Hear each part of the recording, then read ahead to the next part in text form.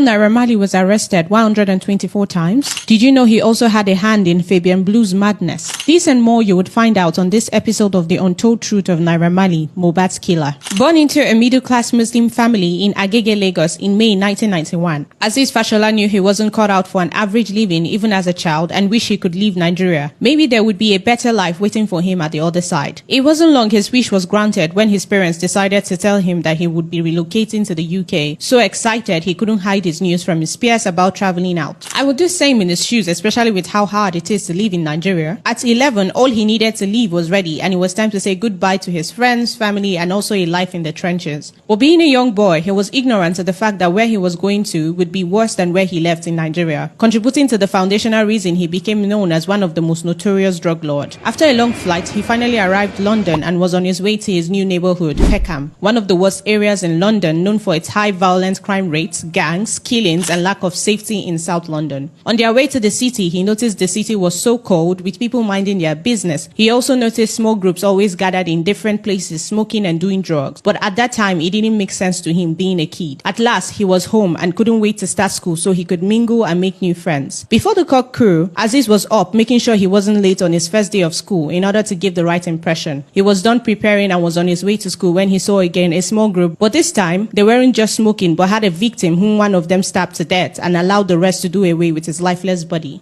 Okay, this was more than he bargained for, was his thought, where he was hiding so he doesn't become the next victim. Going back home, he explained what he saw to his guardians and they warned him not to tell anyone else or his life would be in danger. They further explained to him how Peckham was not an ordinary city and he would have to be more careful from henceforth and also make sure he minded his business. Still reminiscing about the information fed to him by his guardian on how Peckham is run by gangsters and cartels, he mistakenly ran into some young lads who had brothers who were also gangsters and they became friends with Aziz. His new friends were also his classmates, which made it easier for them to introduce him into drugs and running errands for the drug lords at the time so he could be protected and not bullied by other gangs who saw every JJC as a threat. They further expounded to him that here in Peckham, you build your reputation by being caught with drugs than without it. In more words, they explained that everyone in Peckham, including kids, had broken the law and gone to jail in their lifetime. Grown up now, he wanted more than just being or seen as an errand boy, so he spoke to his friends who also agreed it was time they worked together and created their own crew. Finally, they created a crew they called No Manners Gang, which were feared and known to be very notorious and the most violent gang known for drug trafficking. But wait, am I the only one who has heard the name No Manners somewhere before aside being a crew name? Oh no, it just dawned on me that No Manners is also the motto for the Malians. Looks like Naira Marley wanted to build a fan base of drug peddlers. In 2015, their crew was growing, getting new members and also getting successful with the drug business. He decided it was time he pursued his dream of wanting to be an MC, but his friends would rather he became an artist, which he didn't imagine himself becoming. After so much convincing from his friends in the studio, he made his first hit song, Back to Work, where he spoke about drugs and how he and his team wouldn't forgive whoever double-crossed them. To his surprise, the song started making hits than he had imagined and he began to take music more seriously, beginning from changing his name from Aziz Fashola to Naira Marley and still not forgetting his drug business. He had built the reputation of a don by being arrested 124 times for rape, grand theft and drugs. In 2017, he was convinced it was time to leave London after making his first big money from drug peddling and declared wanted by the law enforcement. But making sure his tracks were covered so he would be granted visa, he came back first with the disguise of him shooting a music video for the Isa Go single made for Nigerians during the 2017 World Cup. Getting more fame after the release of the song, he decided to stay longer and release more hits like Potoyi, where he established his Malian fan base. With more of his song becoming an anthem and gaining more prominence like Sopi, it wasn't long until Naira Marley broke the law and found himself in jail again with the EFCC after he released the controversial single Am I a Yahoo Boy. He was investigated and charged with 11 counts of fraud and a stolen car, but he was released from jail 14 days after being granted bail. Not long after he was released, another witness testified against him in court, which led to the adjourning of his case to the 27th of January. Just when we thought he would be calm and decide to tread carefully since he has a case with the court, Marley, who already had the habits of breaking laws, decided to contravene the lockdown order imposed by the president to contain the spread of coronavirus in the country. But I'm not shocked. I mean, what did we expect from a boy who grew up in a notorious neighborhood known for breaking laws and doing drugs? In 2019, he established his Malian record label where he signed artists like Zeno, C Black and late Mohbad Imole. To the artist, it was going to be about just releasing hit songs, but to Naira, who wanted to expand his business, he introduced them into first taking drugs so he could have a chokehold before recruiting them into selling of drugs also. But to make sure his secret was safe and buried with the label, he asked them to swear an oath, of which Mohbad refused. Meanwhile, aside trusting the boys to expand his business, he also started reaching out to more influential politicians, colleagues in the music industry, organization, and drug business owners in the country. Could our president be one of these politicians he's working with? Because Mr. Tinubu has been accused in the past of being a big-time drug don, which was confirmed by Naira Marley. And looking closely now, it was just after the inauguration of President Tinubu, Naira became an ambassador of the NDLEA. Whoa, busted. Looks like Sam Larry was also his associate in making sure his drug business here in Nigeria was going smoothly without any interruptions from anyone, including the artist signed into the record label. Iretiola Aloba, popularly known as Mohbad Imole, was becoming an interruption to his business, and with the responsibility given to Sam Larry, he knew what he had to do, which was making sure Mohbad didn't become a burden anymore. But let's go back to how it all started in favor of those that hasn't been following the story. Iretiola Aloba, a well-known rapper, singer, and songwriter from Ikorodu, who started with freestyles, caught the attention of Naira Marley, the drug lord, who saw potential in him not becoming just a signed artist, but also a good source to expand his drug business. With this motive, he offered a deal to Mohbad of just being signed as an artist to his record label. Mohbad, who was also a Malian fan, saw this as an opportunity to be with his idol and also become one of the greatest artists ever heard. To add, he also needed to get his family and himself out of poverty and decided to sign the deal with the record label. But unfortunately for him, he had signed more than being an artist without his knowledge. This is the reason why rushing into anything never brings good result. And I think upcoming artists should follow the advice of ID Kabasa in getting a lawyer before a manager to avoid situation like Mohbad repeating itself. Moving on, Mohbad got arrested by the NDLEA while he was still in the label, added with the fact that he was already being ill-treated by the record label because he refused to take the oath of secrecy. He decided to walk out of the label. This became a problem as he was constantly assaulted and bullied by Sam Larry and his thugs. According to Bella Shmurda, who was his best friend, he testified that his friend Mohbad almost committed suicide once and is currently an hypertensive patient because of his issues with the label. But this did not stop Naira, who wanted to make a point to both his signed artist and outsider on what happens to those who challenges him. It was a show of his power and control to whoever was interested. After so many assaults, bullying, and trying to kill his career, they finally were able to get rid of Mohbad on the 12th of September. What a sob story. Little wonder why ID Kabasa also said in his life, after the passing of Mohbad, that wrong money entered into the music industry and is the reason why the industry is suffering. Could Naira be one of those he's talking about? Although Mohbad wasn't his only victim, there was Fabian Blue, a 26-year-old gifted young singer who had passion for music and started attending various auditions for a number of musical ventures. He later got into the competition Dare to Dream in 2018, where he won. Winning a competition like that attracted the well-known Aziz Fashola, who as usual offered him an irresistible offer of being one of his signed artists. It was obvious he took the deal when Naira Marley reviewed him as one of his signed artists alongside Mohbad and other artists. The young man was having a great day and was smiling for the cameras, going ahead to release the single Sisi Nene